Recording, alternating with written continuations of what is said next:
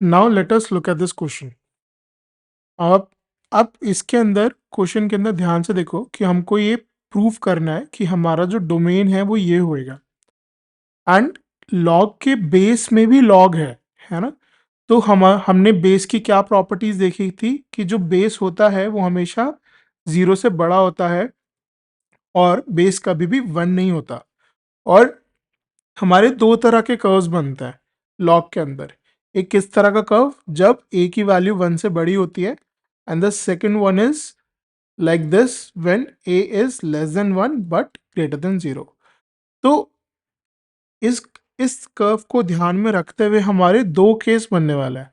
सबसे पहला केस क्या होएगा कि जो log of base to 0.5x है वो हमारा 1 से बड़ा है, या फिर केस 2 के अंदर क्या होएगा, log 0.5x 1 से छोटा है पर 0 से बड़ा है। अब नोटिस करो फिर से कि जब हमारा बेस 1 से बड़ा था तो ये वाला कर्व फॉलो हो रहा है, और y की value, that means the log y का वैल्यू 1 से बड़ा कब आ रहा है, जब उसका इनपुट यानी कि x की वैल्यू इज ग्रेटर देन 1। तो इसमें दूसरी कंडीशन क्या बन जाएगी, x square minus 10x plus 22 is greater then 1।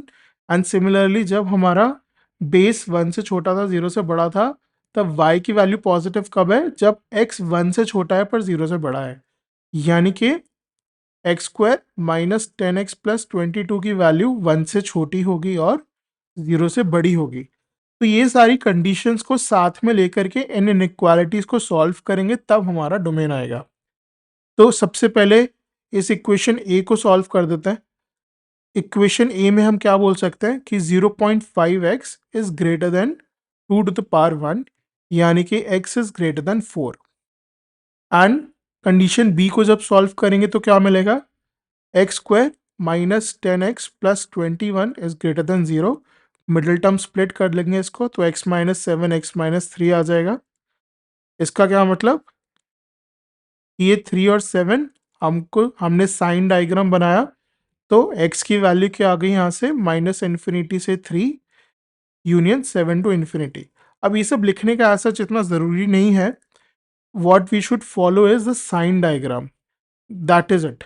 सो अब हमारा अंडरलाइन कंडीशन क्या था, that x is greater than 4, यानी कि साइन डायग्राम से हमने पहले तो ये बनाया, उसके बाद x इज ग्रेटर देन 4, यानी कि ये। सो इसमें कॉमन रीजन क्या है हमारा, 7 to infinity, right. And obviously कहीं पे भी इक्वल टू साइन नहीं है, इसलिए ओपन ब्रैकेट्स यूज होंगे, तो हमारा ये वाला कंडीशन हमको मिल गया। नाउ केस 2 को देखते हैं।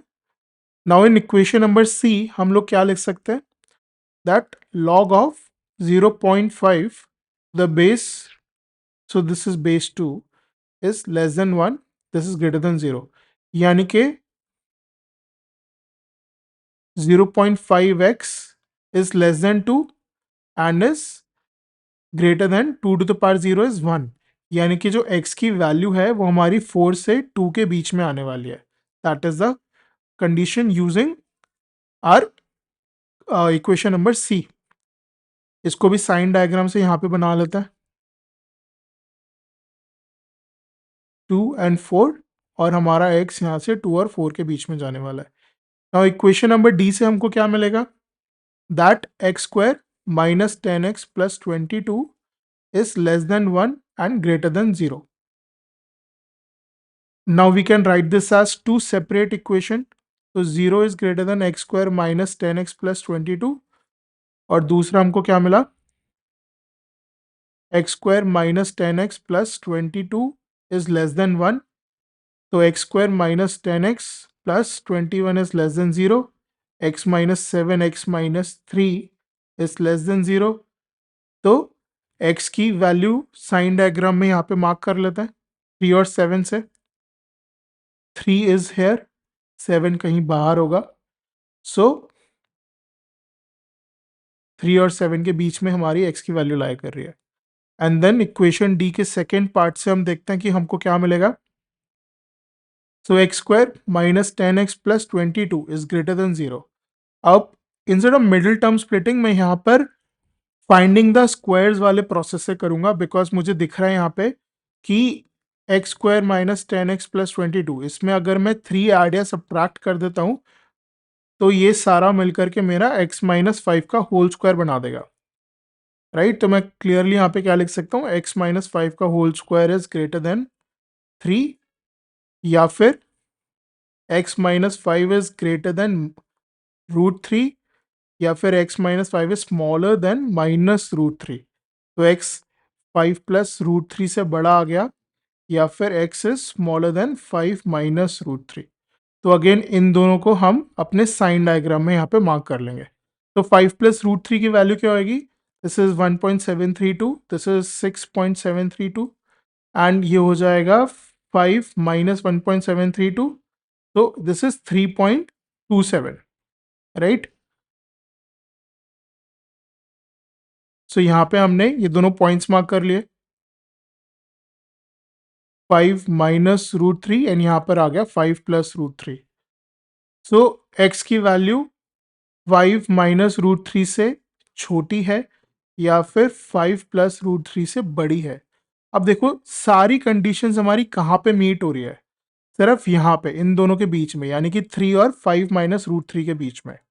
सो दैट इज वाई यहाँ से हम इस कंडीशन को निकाल सकते हैं। तो this is how we solve this question.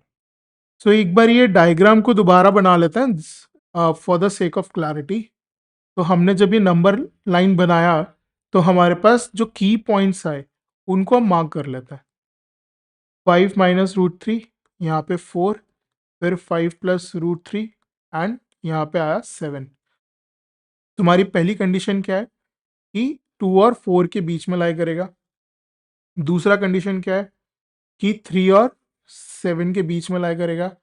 And फिर तीसरा कंडीशन क्या है, या तो 5 माइनस √3 से छोटा है या फिर 5 प्लस √3 से बड़ा है। तो ये तीनों कंडीशंस कहाँ पे सेटिस्फाई हो रही है, सिर्फ यहाँ पे, ठीक है। So that is how we can identify कि हमारा जो फाइनल सॉल्यूशन है वो क्या होएगा, 3 to 5 माइनस √3। इस तरह से क्लियरली हम देख सकते हैं।